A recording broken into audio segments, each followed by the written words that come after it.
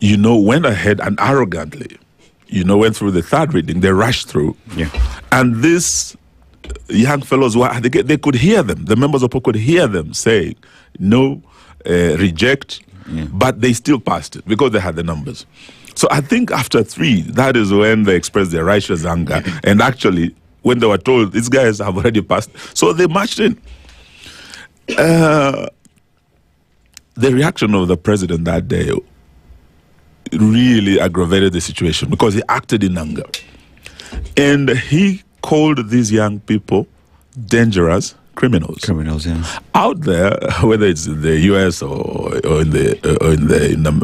in Europe, once you are branded and armed and dangerous, that's a shoot to kill order. Once you are branded armed and dangerous criminal, then that really is what happened. And these young people were shot. You remember what the CS Interior also said. This is what led to actually the shooting and the killing of these young people. And later on, there was a second order given. Now, stop shooting them, start shooting them in the leg. That is something that cannot be retracted by another statement, because once the damage is done, it's done. It is something that even as we speak and listen to the families, the president has not apologized, made a formal apology. And one of the demands that the families had during the memorial service was that they want an official apology from President Ruto and his government. That is yet to be done.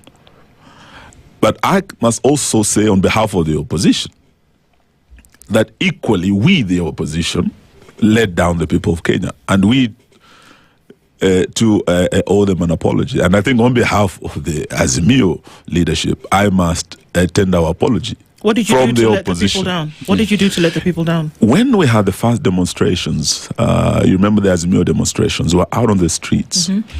And almost 73 young people were killed. This was the Sufuria movement? Yes. Yeah. And you remember that's when now the real bottom-up taxes kicked in. Everything went from the bottom upwards. It is that Finance Bill 2023 that doubled VAT on fuel. Remember, from 8% to 16%. Really, the minute fuel goes up, the cost of living goes across board. And when we went to Bomas, I was one of the 10 members of that Bomas team, the NADCO team. And amongst the 5 issues that were on the table was the issue of cost of living. The issue of, electoral justice. Then there are those other issues of, amending the constitution to get the position of leader of opposition and 2 deputies, the prime cabinet secretary, anchored in the constitution. Then the issue of the 2/3 gender rule, so that we have more women in parliament. Now, what we did at Bomas was that the government side pushed for those positions, but they stonewalled completely on the real Wanjiku issues that touch on the cost of living. And at that time, I think as Azimio, we started softening. We did not know that some of our colleagues in the ODM had now started engaging the government with a view of maybe getting a share of government and literally going into bed with the oppressor. And this started happening at Bomas. And why we must, and I do apologize because I was there and I was the only one who did not sign that report, because we did not do justice to the single most important issue. That was the issue of cost of living. And we let off William Ruto very easily at Bomas. I remember, and the Hansel will bear me out, I did tell my colleagues, this thing will come back to haunt us. And it did, in the form of the Gen Z protests. Had we, the leaders, done the right thing at Bomas? What William Ruto did the other day, it was a roadside declaration. I direct that VAT be reduced from 16% to 8%. Had he done that at Bomas, had we as Azimio put down our foot and demanded that that happens, or we march out, William Ruto would have done it in 2023. And that would have led to a different finance bill in 2024. But we let him off the hook easily. What happened? The finance bill 2024 was worse than the Finance Bill 2023. Then the young people realized our leaders, because by then, you remember the events from November towards the end of the year. Then you come into March and ODM goes into a post-election pact with UDA. So but it was a build-up when people realized these people have abandoned us. They've gone into bed with the oppressor.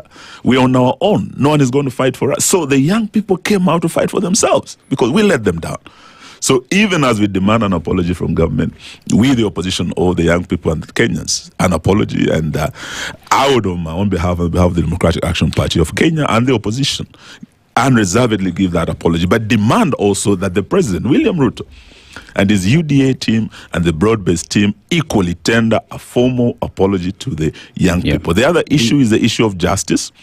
These people are demanding justice. It's not enough to throw 3 million shillings at these families and say you've sorted it out. Justice includes, you have the restorative justice, you have the retributive justice, because these families are still hurting. These rogue police officers who got off the hook so easily will kill again. Unless we have put in place measures to ensure that they don't. Unless we have told them you shall be held to account personally. You in the command structure who oversaw this shall be held to account. And we must remind them about General Ali, the IG of police who ended up at the Hague. He was taken to the Hague, and IG Kanja, we've told him, if he or presides over these rogue police, they will continue killing Kenyans and committing crimes against humanity. Samia Suluhu is today facing challenges that might actually lead her to the Hague. And this can also happen in Kenya. William Ruto came from the Hague. If they continue doing what they're doing, he could as well end up there. But what we are saying is that this issue of saying we have allocated 2 billion in our budget towards compensation. Those who killed are not being held to account. So that means you're basically telling Kenyans, we can kill and we can pay. And if this happens again, in the next budget, you know what they're going to do? We must set aside maybe